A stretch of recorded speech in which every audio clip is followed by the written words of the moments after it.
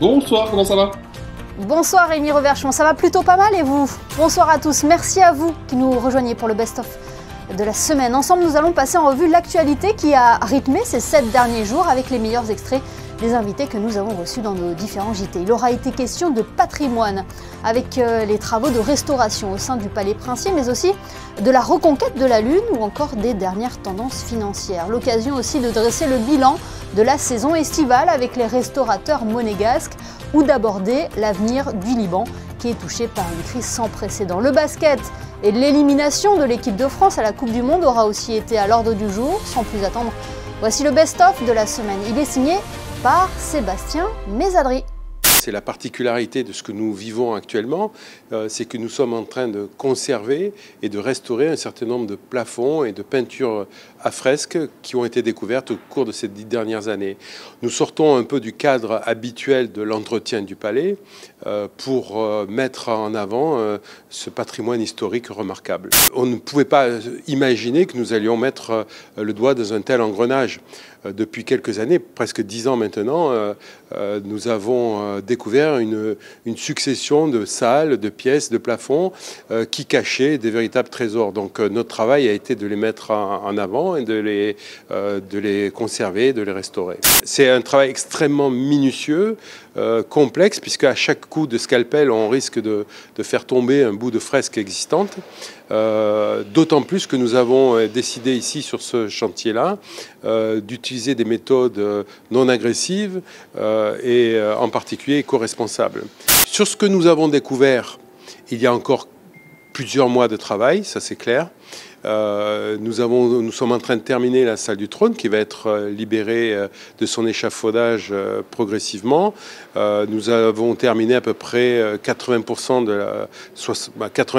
de la salle du trône. Mais il reste d'autres salles encore, comme on a environ à peu près 2 pièces encore sur lesquelles on a à peu près 2-3 ans de travail encore à réaliser. Nous avons par exemple développé une recette particulière d'aquarelle. C'est un produit qui nous sert à faire de la réintégration picturale, à reprendre les motifs. Et nous avons développé une recette originale avec des études à la clé de bonne tenue, de longévité, etc., mais qui est éco-responsable avec des pigments qui sont sourcés, etc. Donc ça, c'est un élément, par exemple, qui mérite d'être publié, puisque ça peut profiter à d'autres conservateurs-restaurateurs d'avoir accès à une aquarelle qui pourrait être stable et qui correspondrait à une palette Renaissance. Le monde de la finance en principauté se porte bien. En tant que vice-président de l'association monégasque des activités financières, j'ai pu constater en fin d'année 2022 des résultats très encourageants de l'ensemble des institutions financières en principauté, avec une tendance à la croissance des résultats assez forte. Cette tendance semblerait se confirmer sur l'année 2023, ce qui est très positif pour l'industrie bancaire et l'industrie des sociétés de gestion en principauté. Quant au marché, d'un point de vue macroéconomique, nous entrons désormais dans une période très différente de la période de laquelle nous sortons. Et depuis la fin de 2022, nous avons vu, en réponse à des problématiques d'inflation très fortes et très soudaines, nous avons vu des banques centrales européennes, américaines et d'autres pays resserrer leur politique monétaire en augmentant très rapidement les taux. Fondamentalement, c'est de l'exploration, hein. C'est comme à l'échelle d'un individu vouloir aller explorer derrière la colline, hein. Juste parce qu'elle se trouve là, on veut y aller. À l'échelle d'une espèce, l'espèce humaine, on pourrait dire la Lune se trouve là, donc naturellement, il va y avoir quelques individus qui, au fil de notre histoire, voudront s'y rendre pour aller l'explorer et qui s'en donneront les moyens. C'est politique finalement, c'est idéologique, c'est un signal fort que vous envoyez à votre nation, au reste du monde, lorsque vous avez réussi cette prouesse technologique d'atterrir sur la Lune. Atterrir sur la Lune, même en 2023, c'est compliqué. Certains se cassent encore les dents sur cet objectif. L'Inde a réussi pour la première fois de son histoire. Elle a rejoint un petit club assez fermé de nations qui l'ont fait. Oui, ils sont 4. Les États-Unis, voilà, c'est ça, l'URSS, les États-Unis pour la première fois en 1966 avec des engins automatisés. L'humain, c'est arrivé un petit peu plus tard, en 1969, côté américain. la Chine en 2013 et maintenant l'Inde. Voilà, l'Inde peut dire nous avons réussi ce pari technologique, même si la mission est quand même assez modeste, il faut le dire, et à bas coût. Donc ça permet d'offrir des activités de loisirs, culturels, de bien-être, un lieu simplement pour se rencontrer, pour jouer, pour lire. Enfin, il y a énormément d'activités qui sont proposées dans cet espace avec une superficie qui est en même très confortable, et il était dommage de ne pas l'exploiter complètement. L'idée, c'est que ça concerne toutes les générations. Bien évidemment, il y aura certaines activités qui attireront plus un public qu'un autre. Je pense que c'est tout l'intérêt du concept de l'espace Lamartine, c'est de pouvoir se côtoyer et de ne pas qu'il n'y ait pas de clivage, parce que ça c'est regrettable, mais que tout le monde a un épanouissement à retirer de ça, de ce mélange de générations où les uns pourront apporter leur expérience, les autres leur enthousiasme, et c'est pas du tout incompatible.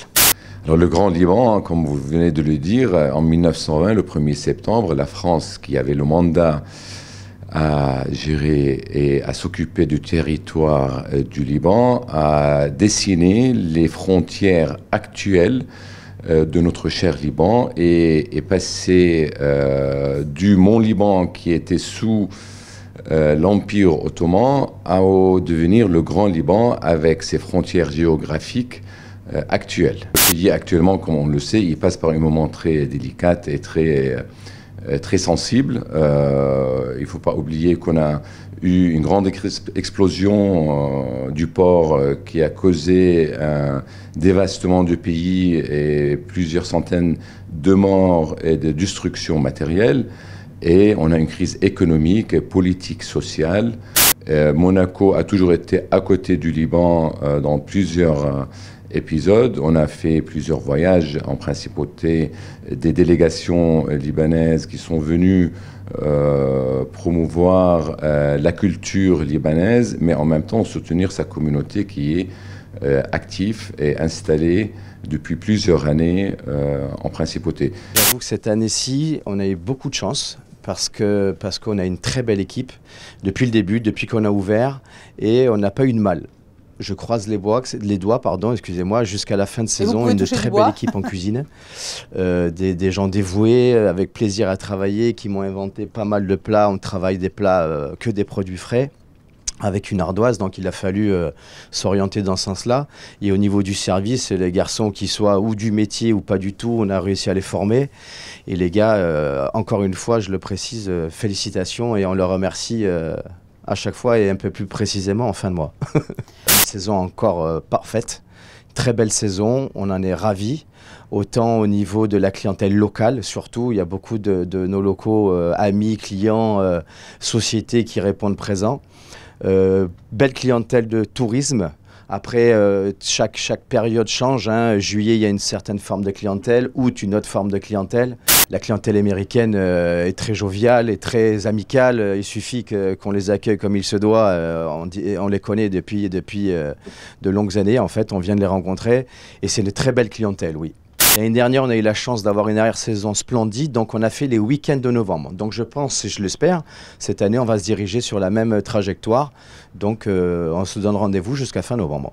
Il y a une dimension très politique, mais le pape François nous a habitués à des interventions très politiques. Cette année, vraiment, si on le lit bien, c'est un appel du pape pour que cessent les injustices contre tous ceux qui subissent ce qu'il appelle les injustices environnementales et climatique. Et il mentionne en particulier le consumérisme rapace, l'idée que on pourrait tout consommer tout le temps, etc.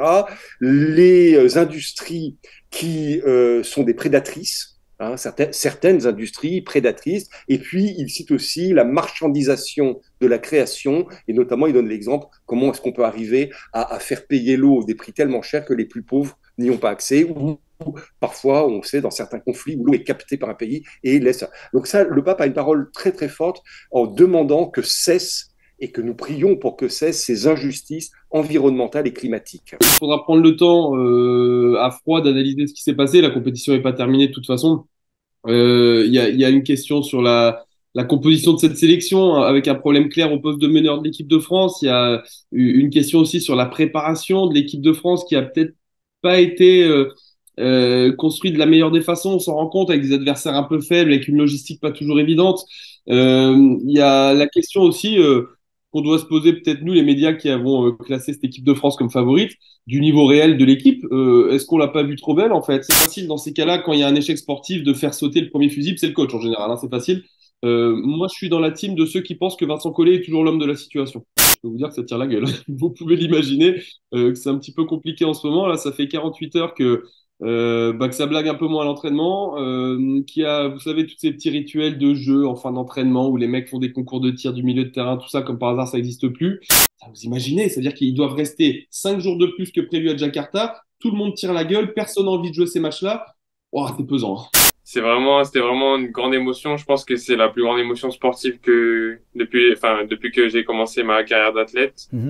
C'était vraiment incroyable. Le stade était plein. Il y avait mes parents, il y avait toute l'équipe de France qui était là. C'était super. Ce record de France, c'était vraiment un objectif parce que c'était un record de France qui est mythique. Tout le monde en parle aujourd'hui. Là, ça fait 20 ans, presque jour pour jour. Ouais. On est vraiment super fiers d'avoir battu ce record de France et on est aussi super fiers de ramener cette médaille à l'équipe de France. Théo Andan, vice-champion du monde avec le relais français du 4x400. Le licencié de l'AS Monaco Athlétisme sera d'ailleurs à Monaco en début de semaine prochaine. Un reportage à retrouver dans nos éditions. Le best-of est à présent terminé. Merci de nous avoir suivis. On se retrouve demain à 19h pour un nouveau JT. Et soyez au rendez-vous car nous vous présenterons notamment notre grille de rentrée avec des nouveautés et plus de contenu pour accompagner et faire rayonner ceux qui font Monaco au quotidien. On se quitte avec le flashback de Jordan Basset. Excellente soirée à tous et donc à demain.